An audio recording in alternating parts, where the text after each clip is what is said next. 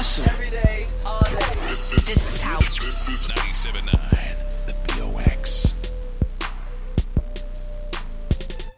All right, Keisha and J Mac here. Good morning, H-Town with Pastor Mike Jr. How you doing? What's up, man? H-Town. Or should I say it in my screw voice? H-Town. Let's find out. Man, for the people who don't know your story, can you please let them know? Man, I'm just a kid from Birmingham, Alabama, trying to make a difference, man. Quick story. Started a church when I was 25 years old with a couple of my friends, and within 12 months, thousands of people were saved. And over the last year or two, we've been doing music, and God's just been blowing it up, man. I wrote a couple songs in my church and never thought it would be what it is now. But you didn't just start making music the last year. You've been making music since 2014. Come on now. See, that's the underground. That's the underground music. No, man, we've been shooting our shot for a minute. I believe the opportunities of a lifetime must be seized within the lifetime of the opportunity. You know, so to somebody right now who feels overlooked and undervalued and undiscovered, man, in 2014, I dropped songs. 2016, I dropped songs. 2017, I dropped songs and was really ready to quit.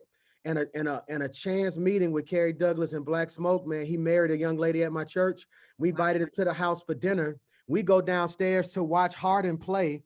He says, "What's that in that room?" I say, "It's my studio." He says, "Let me hear something." I press play. He hears "I Got It."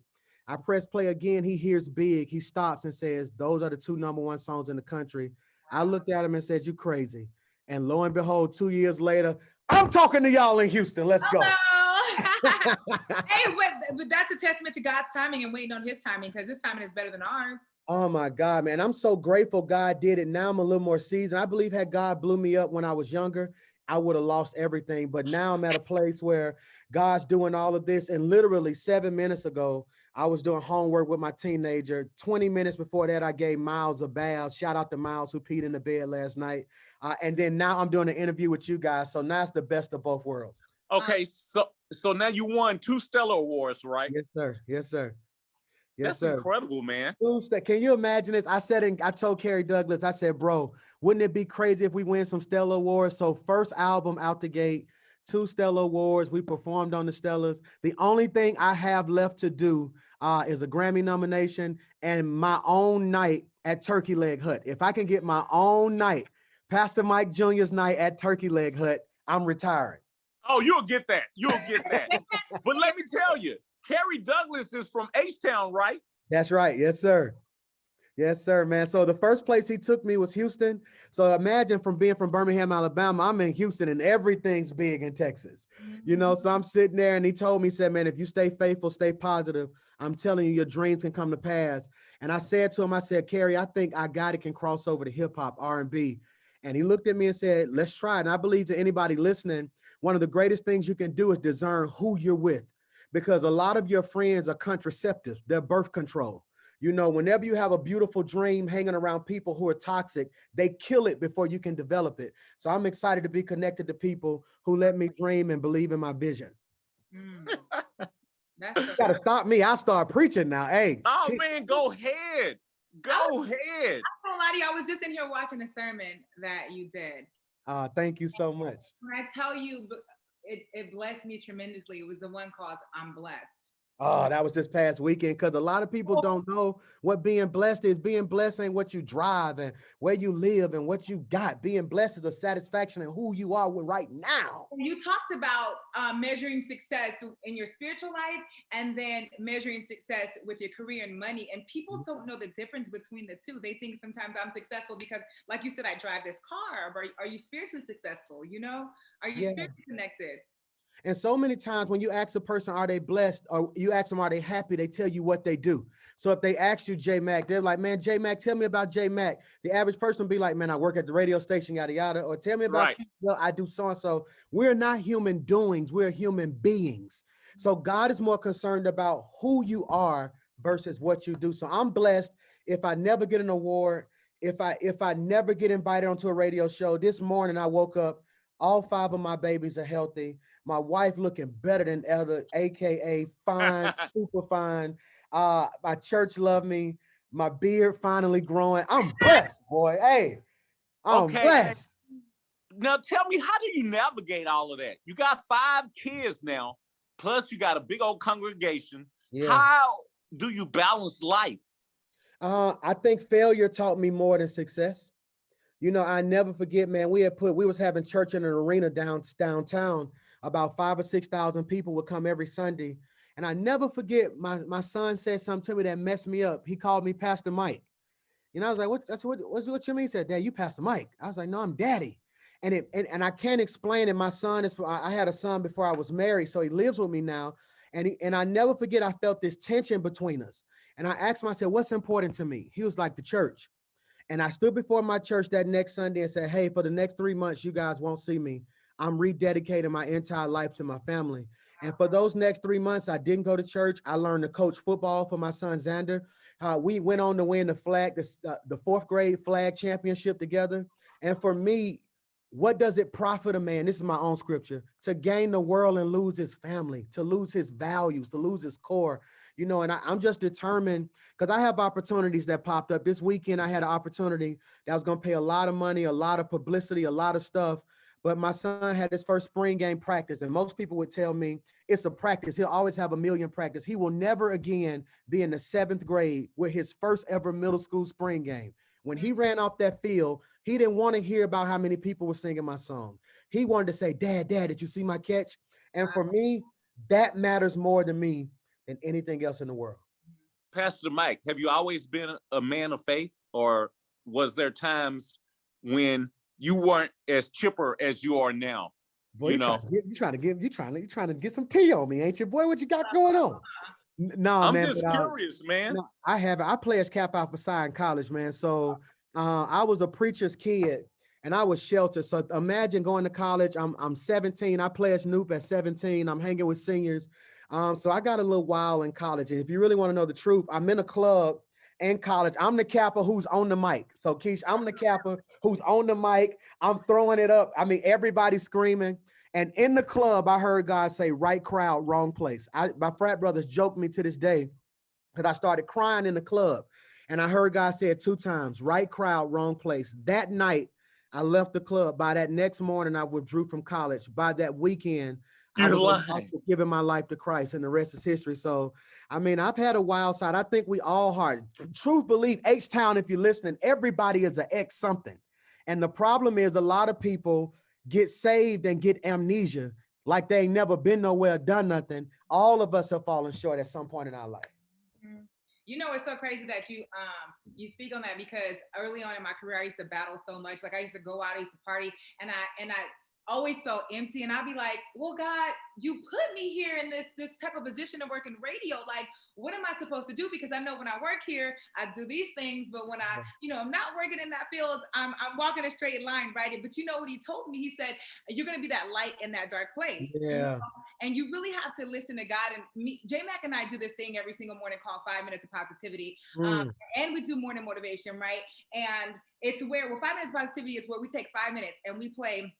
This was before DMX passed away. We started with the DMX prayer, and then we do a song, and then we do God's Got a Blessing. But it has become the most favorite part of the segment from the city. I mean, this is, everybody tags us every single day, 5 Minutes of Positivity. And we're talking gospel songs on a hip hop station. And to me, that's walking in purpose and listening to God. Because I remember J-Mac, I said, J-Mac, you think they're going to want to, this is like, he was like, no, you got to go with it. And, you know, I pray. So I'm like, God, what is this? And they love it. So you truly have to listen to him. And I think that's why I just firmly believe, I was telling Carrie, I said, what y'all are doing is finna be transferred across the globe, man. Like syndications, God's about to do something incredible in your life because you're not afraid to give people what they really want. Even Drake said in his latest song, I need a little more Jesus. You know what I'm saying? So Jesus content is thriving and positivity is thriving. We just have to be bold enough to realize if I'm in a club and I'm there and I'm promoting, where I am doesn't determine who I am. You know, and I believe so many times we become so judgmental that somebody told me, they said, trying to get I Got It on R&B, especially in Houston, ain't gonna ever work. And I said, why? I said, the same people, I said, I stand in the parking lot every Sunday after church. They pull up listening to R&B, they leave listening to R&B, but in the middle, they wanted some G. So I said, you got to stop presupposing that people don't want positivity. And I think what you guys are doing is so incredible. I can't wait to come to Houston and kick it because I'm excited to be connected. And I'm glad. And speaking of that, what do you say about the sign of the times and everything that's happening in the world, man? Every day, some cop is killing somebody is hurting someone. What would you say? Give us a word about, how do we progress, move on, move forward? If I can speak to what's happening right now, I think the first thing we really have to tackle are words, because definitions matter. The word reconciliation. So that's what we hear all the time. We need racial reconciliation. I want to argue there can never be racial reconciliation because we're using the wrong definition. Reconciliation means to come back into good standings. According to our history, we were never treated equal. So the word reconciliation, the second definition means to come into a reasonable understanding. Until we come into the agreement, or like Tyler Perry said on the Oscars, until we meet in the middle, that's when we can build. There was a man on the 10th floor of a building that caught fire. Floors 1 through 9 caught fire, and everyone was telling him out the window to jump. The fire department said jump. That man eventually died in the fire because, like so many of us, he was afraid of the problem, which is the fire, and jumping, which is the solution. And sadly, we live in a day and age where a lot of us know what to do, but we're too afraid to take the risk. And 1 million+ people die every year while wearing a seatbelt. That means it's possible to be safe and still miss it. I believe we are in a season right now from Birmingham to Houston. I believe we're in a season where God is using the unconventional, that the greatest preacher in Houston won't be Joel Osteen. It'll be J Mac. The greatest evangelist won't be the person who's on TBN. It'll be Keisha, because they have to understand God is giving you guys influence. Everybody logs on just to hear you guys. You guys have a pulpit that we could never build. So my goal now is, God, not just to preach to the choir, but how do I inspire the influencers? How do I inspire you guys? Because while everybody sees where you guys are right now, they have no clue all the hell it took for y'all to get here and the hell y'all catching while here. But I believe by faith that your listeners, your executives, the whole organization is about to be blessed beyond your wildest dreams, because you're taking a chance in the midst of a difficult season, racial epidemic, national pandemic, fear all around. And you're telling people, hey, with the little time I got, I'm going to give you some positivity, a little Jesus, and get ready, because the best is yet to come, because God's got a blessing with your name on it. Oh, yeah. And before we end, we got to talk about your album and, those 2 big singles, going #1 on the charts. Yeah, man, this is what's crazy. We dropped the album in 2019, and Kerry told me, he said, man, it's going to take a while to work because nobody knows you. I said, I'm fully committed. So the first single was big. It was #1 on the Billboard charts for 10 weeks. And that was crazy, because let me show you what God did to me. He let me drop 3 #1s, a #1 album and 2 #1 singles, all in a pandemic. I have yet to have the opportunity to even meet people or celebrate all that God is doing. And last night I turned to my wife. I said, God, I said, baby, this is crazy. I said, because we did this album, I put my heart into it. I recorded most of the album in my basement. The only reason I recorded it was because my therapist asked me, what did I do to rinse? He said, you hear so much negativity and talk to people. What do you do for you? I said, well, I like music. So I recorded it in my basement. And God told me, he said, Michael, I gave you everything you prayed for without the people to praise you, so I could prune your motives. Ooh. So even with this interview, man, I get a chance to talk to you guys, and it means the world to me. The album Live Free is out on all your digital outlets. We got some new stuff we getting ready to drop. This is the crazy thing about us. We got 2 albums in the can we ain't even dropped yet. Like, we have one album called Singles Ministry that we're looking at dropping before this summer. It's an album totally geared toward dating. It's incredible. One of the singles on it, I'm single and I love it. So it's crazy. So, and then we got Impossible coming in the winter. So I'm excited, and thank you guys for supporting me, and anything I can do for you guys, I'm one call away. Okay, well, we need that number because we do this thing, like she said, 5 minutes of positivity, and we're gonna need a word to go tomorrow. Hey, Need you for that. let me know. I'll be the 5 minutes of positivity pastor. Don't say that. Don't say that because we'll call you for real. Hey, I love it, man. I'm excited, and all of this is surreal. So I just thank you. I'm grateful, and I look forward to seeing what God does next. I really believe with all my heart, and I'm not just saying this, we're gonna look back in 5 or 6 years, and people are literally gonna say, "Can you believe all three of them was on a Zoom at the same time?" Wow. Absolutely, I Wow. believe. I'm gonna mark these words, man. And like she said, thank you so much.